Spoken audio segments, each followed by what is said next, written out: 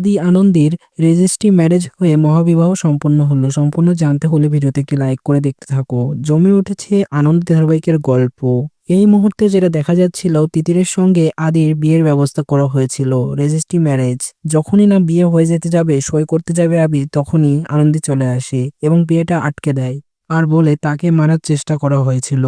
এরপর তিতির তো বলছে তাকে বিয়ে করতেই হবে, তো আদি অলরেডি বিবাহিত, আনন্দীকে বিয়ে করেছে সে, তাই জন্য সে আর দ্বিতীয়বার বিয়ে করতে পারবে না, এমনটাই বলছে আনন্দী। তখন তিতির বলছে যে প্রমাণ করে দিতে যে আইনতভাবে স্বামী স্ত্রী তো নাই তোরা, তারা সিঁদুর দান করা হয়েছে, এমনটা বলছে। তো আনন্দী তখন একটা কাজ করলো, যে রেজিস্ট্রি ম্যারেজের ওই লোকটাকে বলল যে আচ্ছা আপনি তো এসেছেন, বিয়েটা না হয় হলো না, কিন্তু অন্যভাবে হোক, আমার নাম ঠিকানা লিখুন এবং আমার বাবা মায়ের নাম লিখে আমি সই করে দিচ্ছি, আর আর আদিও করে দেবে। তখন আনন্দী সই করে দেয়, আদিও তাদের সাইন করে দেয়, তো রেজিস্ট্রি ম্যারেজ সম্পূর্ণ হয়। তো আইনতভাবেই এখন আদি এবং আনন্দী স্বামী স্ত্রী।